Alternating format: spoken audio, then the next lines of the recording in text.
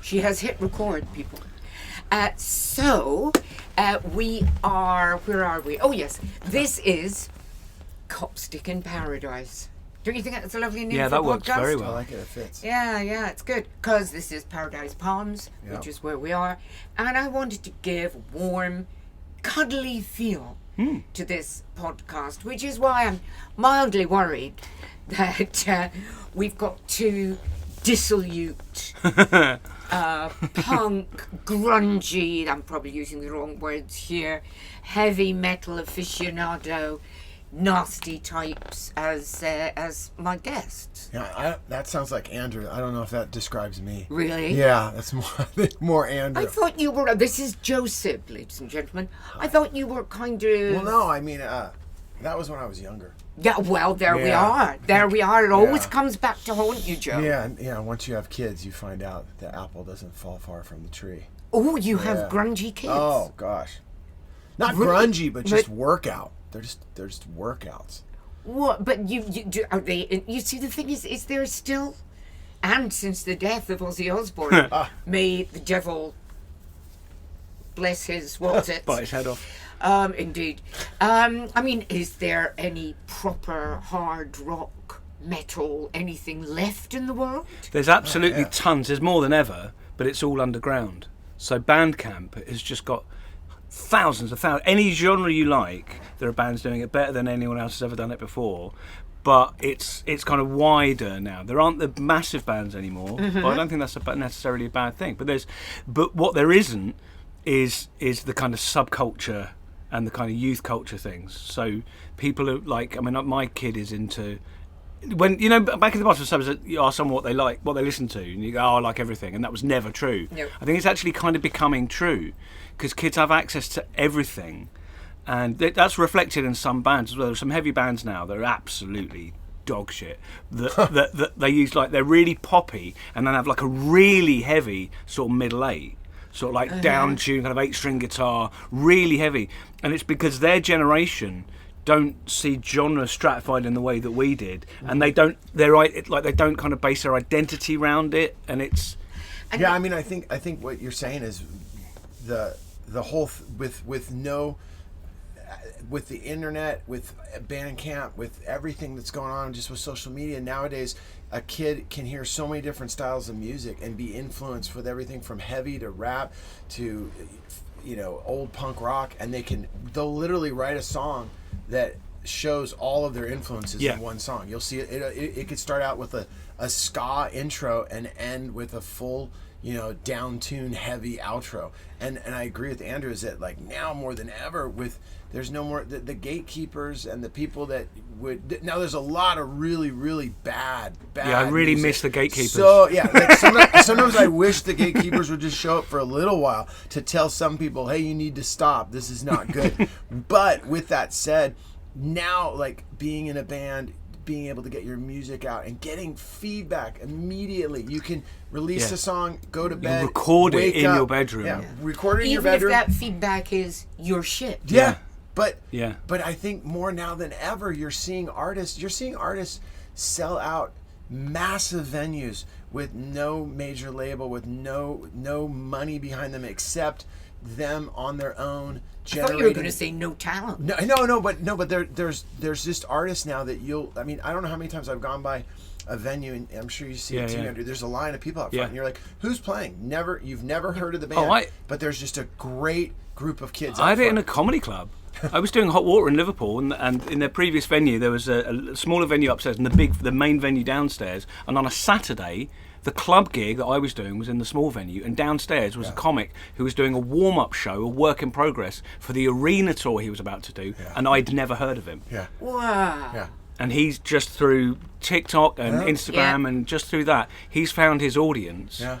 And he's like a nice kid, and apparently we had gigs together before, but do you know what I mean? He got to that level, bypassing all the gatekeepers, and just finding his crowd. There's a comedian out of New York that I did some shows with him, this kid named Eric D'Alessandro, and he started out just doing these videos where he would imitate his relatives and his aunts. He's an Italian kid, and he would Yeah, put on yeah. this wig, Right. and he would just do these videos. But, Yeah. and he did it ever since he was a little kid. His parents said he always had a video camera, and his older brother would film him or something like that. And I got offered by my manager at the time, hey, Eric D'Alessandro's coming through San Diego, and when you're out on the East Coast, you should do shows with him. I'd never seen Eric D'Alessandro in my entire life. Yeah. Went to the shows. Every show sold out. Whoa. I was never even heard of him.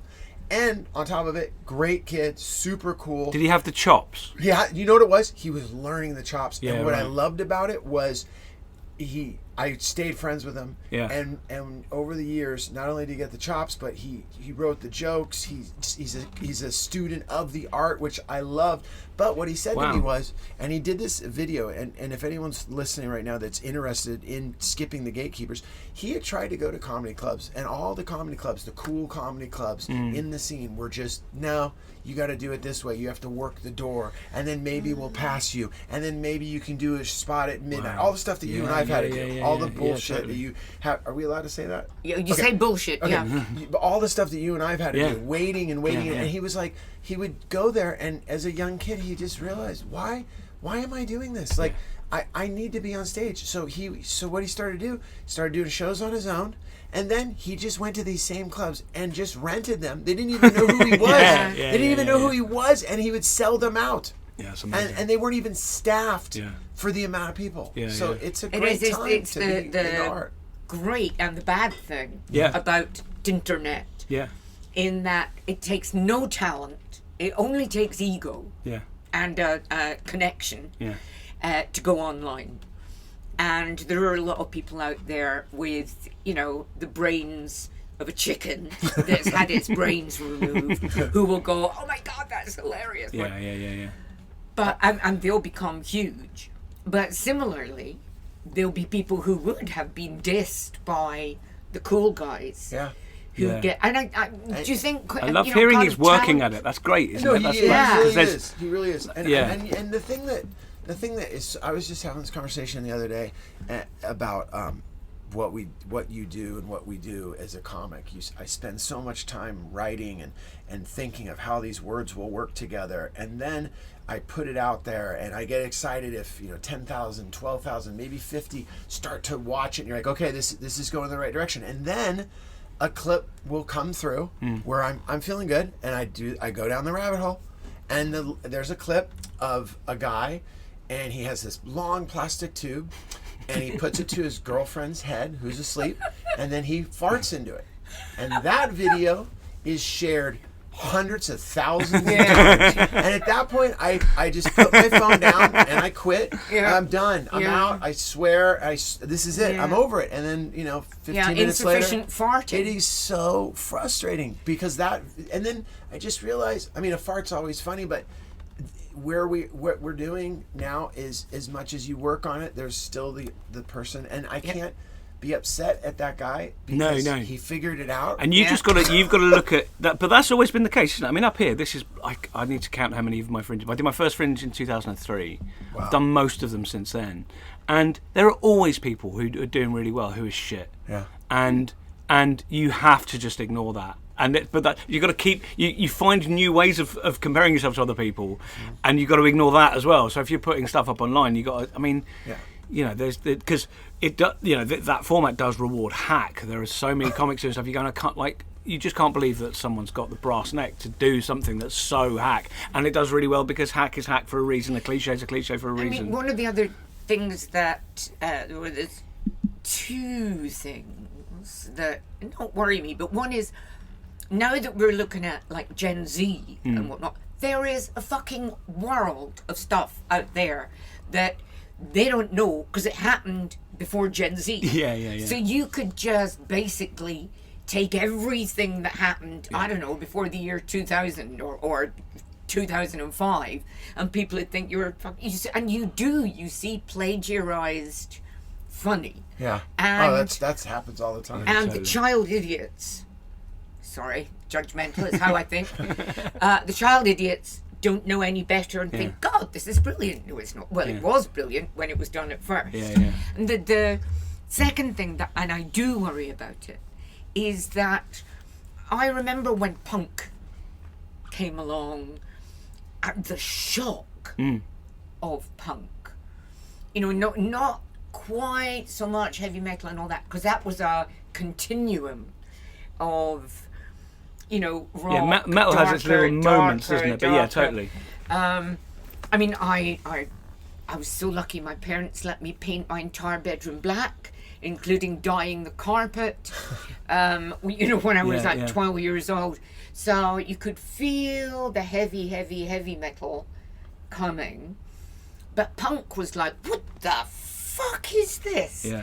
And I don't know if there are any shocks like that around to be had anymore. There aren't many, are there? I mean, there's you know, for the babies. There's Kneecap and Bob Vylan. Yeah. Of course, a bit of a stir, but I don't think there's much that people can do on a stage that's going to have the visceral response like Gigi Allen or you know anything that, because I mean it's the same. When I was getting into death metal, the older people I used to work with were all and this was mid '90s.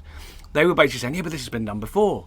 You know, we've had, and literally they were talking about 6 years before, you know. And they go, but it's, you know, and that the notion, because that's the interesting thing about creating culture, isn't it? That, like, does it need to be new or does it just need to be actually good? Do you need to break ground? Because there is a notion, that you can't do anything in metal that's still metal that's new because it's found its boundary. What I always find, because there's plenty of music that upsets me. There's plenty of music that not upsets Tell us me. more. Not upsets me in a way of because it's shit. No, but what I love to see happen is when even with my son's music, it's fully different. And what he does, he's not in a band. He's doing great. His name's Nate Sibb. He's been over here 3-4 times. He's toured with Two Hollis. He's breaking right now. But what he does is so different. There's no band. It's a track. He writes the track. He sings over the track. It's his lyrics, everything. And it's just him on stage just singing and moving around as if you had a band behind you. So different from anything that I ever thought I would like or anything. And what I found myself doing as a dude, as a guy that's been in bands since he was 15, was just saying, what is going on? Where's the band? You should be. And all of a sudden I was like, you're being an old dude. If it's getting underneath, if it's bothering you, then he's doing the right thing. It's the same thing when I see bands that like pop music that's so, it's just like fast food. It's so candy and it's terrible. And it gets me angry. And I realize, oh, that's the same feeling that my dad got when I played him TSOL Code Blue, and he's like, a song about necrophilia? What are we doing? Joey, it's Sunday and you're playing? Yes. And then he would go, okay, you want to see what pissed my parents off? He'd go get a Ray Charles record and go, listen to this. And I was like, and I remember it was the first time that my dad and I had this connection of him saying when he was growing up, it was going to the jazz clubs in New York. Me going, it was going to San Francisco to the On Broadway to see, you know, the bands I love, and it just never changes. And my nan's parents used to tell her that Frank Sinatra couldn't sing. That's not singing. That's crooning. Crooner was derogatory. Because he's using a microphone rather than filling a room. That's a great point. I mean, I have a friend who says that, you know, music died when they invented the loop pedal. Well, it certainly created Ed Sheeran. That's interesting. Now, moving on. But hasn't there? But I don't know. I always just feel that, like, that's the beautiful thing about music. It's one of these things that we can, all three of us, can be so passionate about an artist, so passionate about a band. Like, death metal is not my scene at all. Like, I hung out with dudes and they scared me, and I was like, we're gonna hang out during the day, not at night. Okay. They're gonna go to their show, I'm gonna go to my show. We're still friends. And they would turn me on to their bands, and it was too heavy. It was, you know, and then I would show them, like, hey, check out this band. This is a band called 7 Seconds, and they don't smoke and they don't drink, and they all, you know, this is what we're into. Oh, cool. And we, as much as I love that band and they love that, but what I love about it is I just love how people will say, whether it's Elvis, he ruined it, you know, as he stole all of his music, whether it's Frank Sinatra crooning. I think that's what still in a strange way, makes the love of music continue on. Because every kind of music, whether you like it or not, has its taste. Yeah. Has its feel. And I was brought up on classical music. That was what I loved. Opera, all of that sort of stuff. And my first boyfriend was like, "Oh, we're going to go," and he might have said concert, and I was like, "Well, lovely." And I was like, "Well, this is going to be marvelous. How lovely!" And we went to the Apollo in Glasgow. And I thought, it's very strange. I haven't seen anything I like here. And in we went with all these terribly unwashed-looking people, and some of indeterminate sexuality, which I really quite turned on by. And then all of a sudden, there was just this noise. It was Roxy Music. Yeah.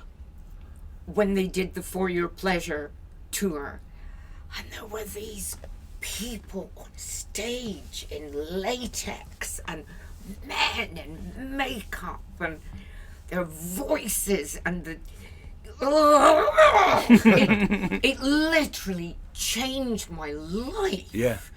I didn't know kind of music could be like that. Yeah. And that's a visceral thing. And I mean, I don't know if they were the first, but I know there was, T-Rex and whatnot, but it wasn't exactly. Yeah. Ride a White Swan wasn't exactly For Your Pleasure.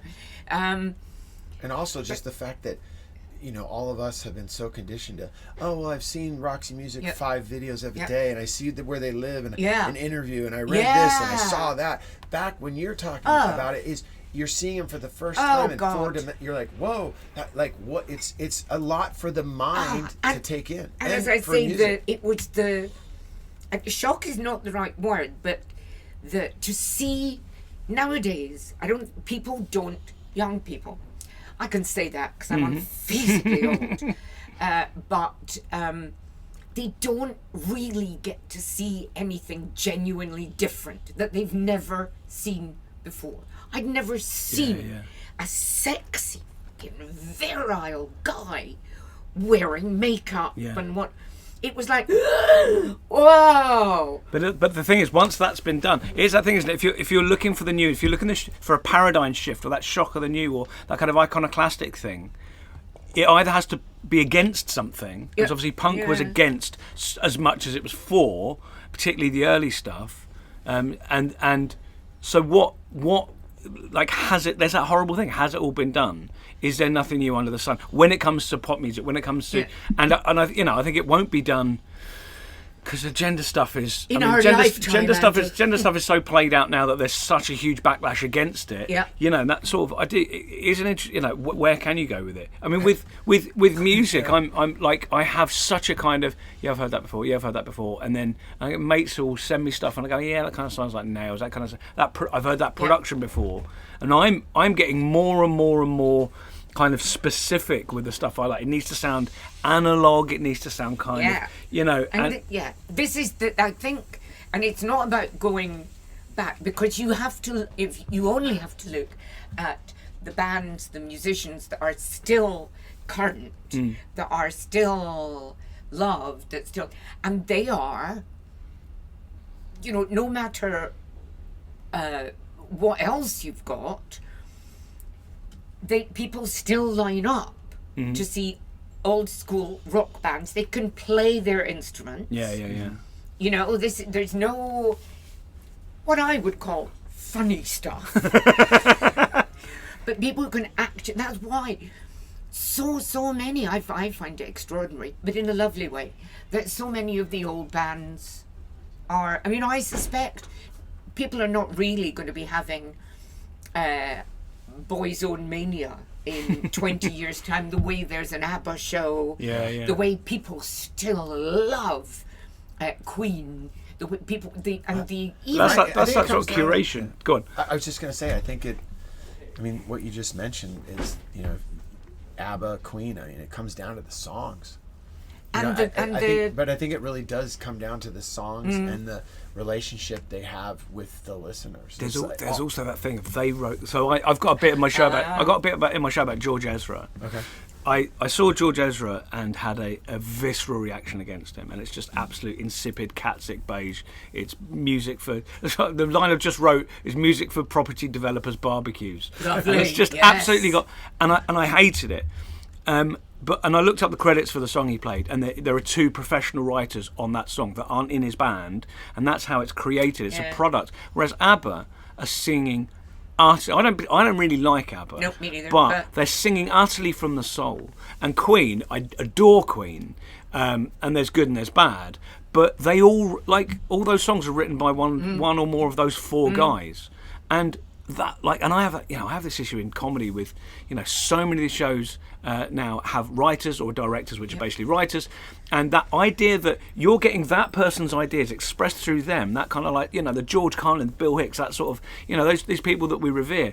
The idea that what you're creating is a product, it's a commodity, and that's fucking bullshit. That's the thing. That's the thing though that.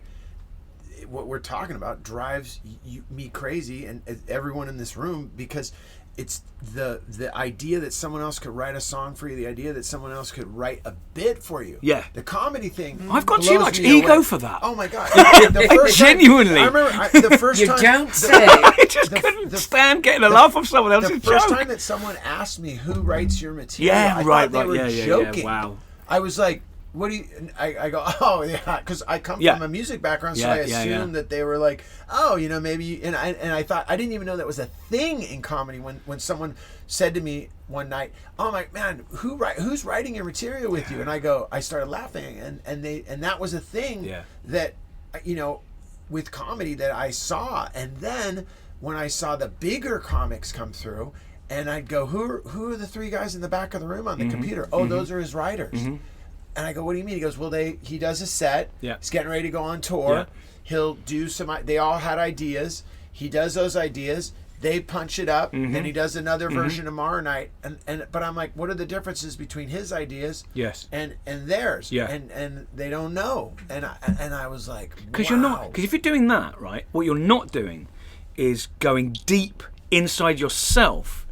So there's magically kind of 2 ways to think about it. And the other thing, that the idea of like elevating the art, and trying to find something that's better than creating something that's better than yourself. If you're sat in a room going, "Where's another gag for this?" You're just putting a card together. It's not the same thing, and you can feel that lack of soul in it. You can absolutely. I think that nowadays also everyone's so desperate for product, and with 3 content, 3 billion comedy shows here in Edinburgh, you can kind of feel people going, bloke wearing a skirt, that might work for me. Yeah. Ever since I've known Andrew, he's been Andrew. And he's kind of looked now, of course. He's looked like that. I think I was wondering what the Scotsman's editorial position was on pronouns, because one review you wrote, you didn't put any pronouns in, and I wondered if that was on purpose. And then the last one, you did use they. Because I spent a while being irritated, but not by you.